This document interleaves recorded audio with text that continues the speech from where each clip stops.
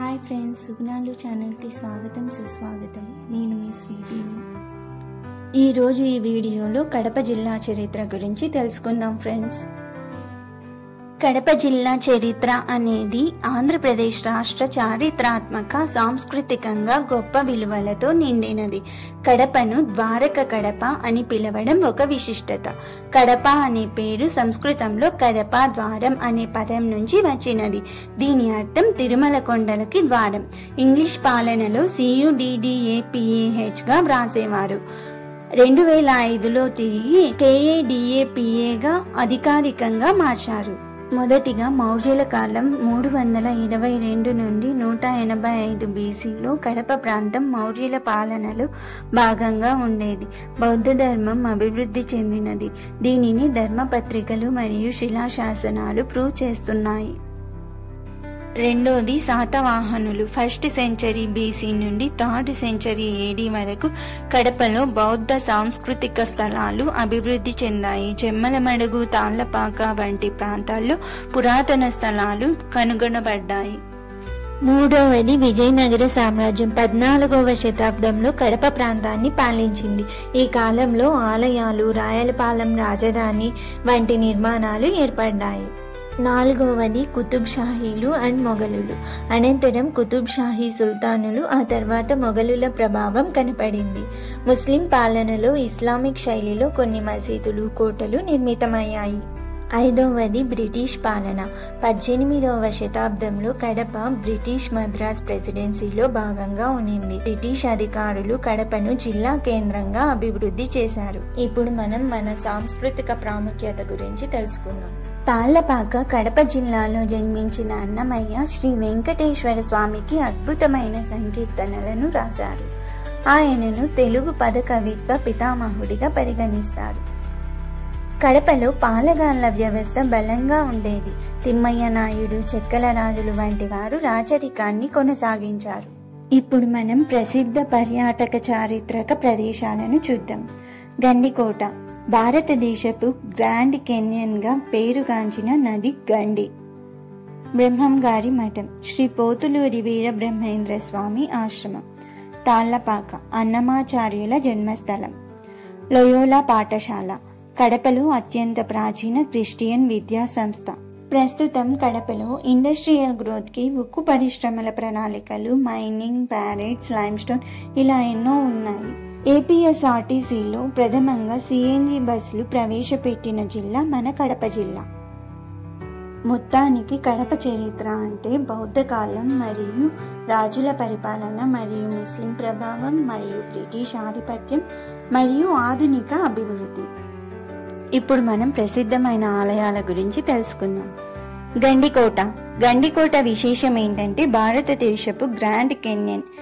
ఇది ఏ ప్రాంతంలో ఉందంటే ఆంధ్రప్రదేశ్ రాష్ట్రం కడప జిల్లా జమ్మలమడుగు వద్ద పెన్నా నది ఒడ్డున ఉన్న ప్రకృతి రమణీయ స్థలం. జమ్మలమడుగు నుంచి సుమారు 15 కిలోమీటర్ల దూరంలో ఉంది. ఇది ఎందుకు ప్రసిద్ధి చెందిందంటే పెన్నా నది లోయల్లో ఏర్పడిన గండిని చూసి దీనిని భారతదేశపు గ్రాండ్ కెన్యన్ అని పిలుస్తారు. సహజంగా ఏర్పడిన రాళ్ల కొండలు, లోయలు, నది ప్రవాహం కలిపి అత్యద్భుత దృశ్యాలను అందిస్తాయి. దీని ప్రాముఖ్యత 12వ శతాబ్దంలో కాకతీయుల కాలంలో నిర్మించబడిన గండికోట కోట చారిత్రకంగా ప్రసిద్ధి. తరువాత విజయనగర రాజులు, కుతుబ్ షాహీ సుల్తానులు ఈ కోటను పాలించారు. కోట ప్రాంగణంలో ఆలయాలు, మసీదు, గుట్టలపై గోడలు చూడదగినవిగా ఉన్నాయి. ప్రధాన ఆకర్షణలు ఏంటంటే గండికోట కోట. ఇది ప్రాచీన శిల్పకళ కోట గోడలు. మాధవరాయల ఆలయం, రంగనాథ స్వామి ఆలయం. ఇది శిల్ప సౌందర్యంతో ఉన్న పురాతన దేవాలయాలు. జుమా మసీదు. ఇది ఇస్లామిక్ శైలిలో నిర్మితమైంది. పెన్నా నది గండిని చూసే వ్యూ పాయింట్. ఇది అత్యద్భుతమైన ప్రకృతి దృశ్యం.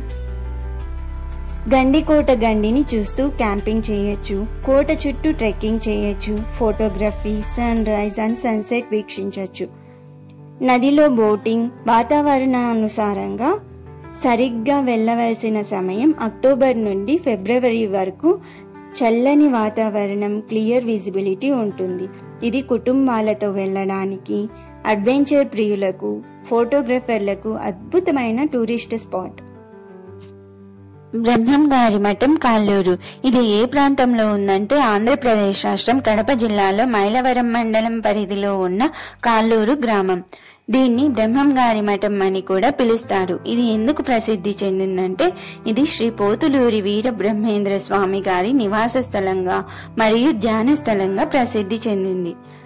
ఆయనను దృశ్య స్వరూప ద్వితీయ వ్యాసుడిగా అంటే భవిష్యవాణుల రూపంలో ప్రజల శ్రేయస్సు కోసం జీవించిన మహాత్ముడిగా పరిగణిస్తారు. విశేషాలు ఏంటంటే వీరబ్రహ్మం గారు కాలజ్ఞానం పేరుతో అనేక భవిష్యవాణులు చెప్పారు. ఇవి నేటికి ప్రజల్లో ప్రాచుర్యం పొందినవే. ఆయన తన భవిష్యవాణులు కాలజ్ఞానం అనే గ్రంథంలో పేర్కొన్నారు. స్వామివారు చివరకు జల సమాధి పొందారు. అదే ప్రదేశాన్ని జల సమాధి స్థలంగా భక్తులు పూజిస్తారు. మఠంలోని ముఖ్య విశేషాలు ఏంటంటే జల సమాధి స్థలం అంటే ఆయన ధ్యానం చేసి ఆత్మలీనమైన ప్రదేశం. కాలజ్ఞాన గృహం అంటే భవిష్యవాణుల వివరాలు, వారి జీవిత చరిత్ర వివరంగా పొందుపరిచారు. ఉత్సవాలు అంటే ప్రతి సంవత్సరం బ్రహ్మం గారి ఆరాధన ఉత్సవాలు ఘనంగా జరుగుతాయి. ఇక్కడికి వచ్చే భక్తులు ఆంధ్రప్రదేశ్తో పాటు తెలంగాణ, కర్ణాటక, తమిళనాడు నుండి వేలాది మంది భక్తులు బ్రహ్మం గారి ఆశీర్వాదం కోసం వస్తారు. శ్రద్ధతో ప్రార్థన చేస్తే కోరికలు నెరవేరుతాయని భక్తుల నమ్మకం. బ్రహ్మం గారి ప్రసిద్ధ వాక్యాలు ఏంటంటే వచ్చే కాలం అద్దంలో చూస్తే కనబడదేమో గాని ఆధ్యాత్మికంగా చూస్తే తెలుస్తుంది. తిరుగుబాట్లకు చిహ్నం ఏంటంటే బ్రహ్మం గారి కాలజ్ఞానం ప్రకారం కొన్ని భవిష్యత్తు సంఘటనలు ఇప్పటికీ ప్రజల్లో ఆసక్తిని కలిగిస్తున్నాయి. అవి ఏంటంటే కాలగతి, పరిపాలన మార్పులు, ప్రజల పరిస్థితులు మొదలైనవి. ఎక్కడి నుంచి వెళ్ళవచ్చు అంటే కడప నుంచి 60 కిలోమీటర్లు రోడ్డు మార్గం ద్వారా సులభంగా చేరవచ్చు. ఇది ఒక పవిత్ర స్థలం మాత్రమే కాకుండా ఆధ్యాత్మిక చైతన్యానికి ప్రతీక. దేవుని కడప. ఇది ఏ స్థానంలో ఉందంటే కడప నగరంలోని ప్రసిద్ధి చెందిన ఆధ్యాత్మిక క్షేత్రం. తిరుమలకి వెళ్లే మార్గంలో ముఖ్యమైన స్థానం. దేవుని గడప అంటే తొలి గడప అనే అర్థం వస్తుంది. ఇది తిరుమల శ్రీ వెంకటేశ్వర స్వామి దర్శనానికి ముందు దర్శించాల్సిన ద్వారంగా భావిస్తారు. కాబట్టి తిరుపతికి వెళ్లే భక్తులు ముందుగా ఇక్కడికి వచ్చి ముక్కులు చెల్లించటం సాంప్రదాయంగా వస్తుంది. ఆలయ విశేషాలు ఏంటంటే ఆలయంలో శ్రీ వెంకటేశ్వర స్వామి బాలాలయం రూపంలో విగ్రహం ఉంది. ఆపాద మస్తకం అలంకరించబడినది. ఆలయ నిర్మాణం చోళ, విజయనగర శైలిలో కనిపిస్తుంది. ప్రాచీన కాలం నుంచి తీరని కోరికలు తీర్చే స్వామిగా నమ్మకం. ఆలయ చరిత్ర ఏమిటంటే దేవుని కడప ఆలయం దాదాపు 1000 సంవత్సరాల పురాతనమైనదని నమ్ముతారు. కొన్ని శాసనాల ప్రకారం ఈ ఆలయాన్ని తాళ్లపాక అన్నమాచార్యులు సైతం సందర్శించినట్టు తెలుస్తుంది. భక్తుల విశ్వాసం ఏమిటంటే తిరుమల పాదయాత్ర చేసే భక్తులు ఇక్కడ ప్రారంభిస్తారు లేదా మొదటిగా దర్శనం చేసుకుంటారు. మొక్కులు చెల్లించేందుకు లేదా వ్రతాలు ఆరంభించేందుకు పవిత్ర స్థలమని భావిస్తారు. ఉత్సవాలు ఏంటంటే బ్రహ్మోత్సవాలు, వైకుంఠ ఏకాదశి, ఉగాది, వినాయక చవితి లాంటి పండుగలు ఆలయంలో ఘనంగా నిర్వహించబడతాయి. ఆలయ ప్రత్యేకత ఏమిటంటే ప్రధాన దేవుడు శ్రీ వెంకటేశ్వర స్వామి. ఆలయ శైలి ద్రావిడ శిల్పకళ. ప్రసిద్ధి చెందినది తిరుమల దర్శనం ముందు నిత్య దర్శన స్థలం. ఇది ఎక్కడ ఉందంటే కడప రైల్వే స్టేషన్ కి చాలా దగ్గరలో నగర కేంద్రంలో ఉండడం వలన చేరుకోవడం చాలా సులభం. దేవుని కడప అనేది భక్తి, విశ్వాసం మరియు తిరుమల యాత్రకు ద్వారం వంటి పవిత్ర స్థలం. ఇది కడప జిల్లాకు ఆధ్యాత్మికంగా ప్రత్యేక గుర్తింపు తీసుకువచ్చింది. వంటిమిట శ్రీ కోదండరామస్వామి ఆలయం. దీని స్థానం ఏంటంటే వంటిమిట గ్రామం కడప జిల్లా ఆంధ్రప్రదేశ్ రాష్ట్రంలో ఉంది. ఇది కడప నుంచి సుమారు 25 కిలోమీటర్ల దూరంలో రోడ్డు మార్గంలో రాయచోటి మార్గంలో ఉంది. వంటిమీట ప్రసిద్ధి చెందింది ఇక్కడి శ్రీ కోదండరామస్వామి ఆలయం వలన. ఈ ఆలయం రాయలసీమ అతిపెద్ద రామాలయంగా ప్రసిద్ధి చెందింది. ముఖ్యంగా ఈ ఆలయం రామనవమి బ్రహ్మోత్సవాల కోసం ఎంతో ప్రసిద్ధి చెందింది. ఆలయ విశిష్టత ఏంటంటే శ్రీరాముడు, సీతమ్మ వారు, లక్ష్మణుడు ఒకే శిలలో ఏకశిలా విగ్రహం చెక్కబడిన విగ్రహాలుగా ఉన్నాయి. ఈ ఆలయ నిర్మాణం విజయనగర శైలిలో ఉంది. గోపురాలు, మంటపాలు శిల్పకళతో కలకలలాడతాయి. ఆలయ నిర్మాణంలో శిల్పకళ, శాస్త్ర విధానం స్పష్టంగా కనిపిస్తాయి. కథ ప్రకారం వంటి మరియు మిట్ట అనే ఇద్దరు భక్తులు ఈ ఆలయ నిర్మాణానికి సహాయం చేశారు. వారు తమ ప్రాణాలు అర్పించిన కారణంగా గ్రామానికి వంటి మిట్ట అనే పేరు వచ్చింది. రామనవమి ఉత్సవాలు ఏమిటంటే, ప్రతి సంవత్సరం ఉగాది తర్వాత జరిగే శ్రీరామనవమి బ్రహ్మోత్సవాలు ఎంతో వైభవంగా నిర్వహిస్తారు. ఈ ఉత్సవాలలో రాష్ట్ర ప్రభుత్వం అధికారికంగా పాల్గొంటుంది. ఇది రాష్ట్ర ప్రభుత్వం నిర్వహించే ఏకైక శ్రీరామనవమి వేడుక. దీనికి ఎక్కడి నుంచి వెళ్ళాలంటే కడప నుంచి 25 కిలోమీటర్లు, రాయచోటి నుంచి 50 కిలోమీటర్లు.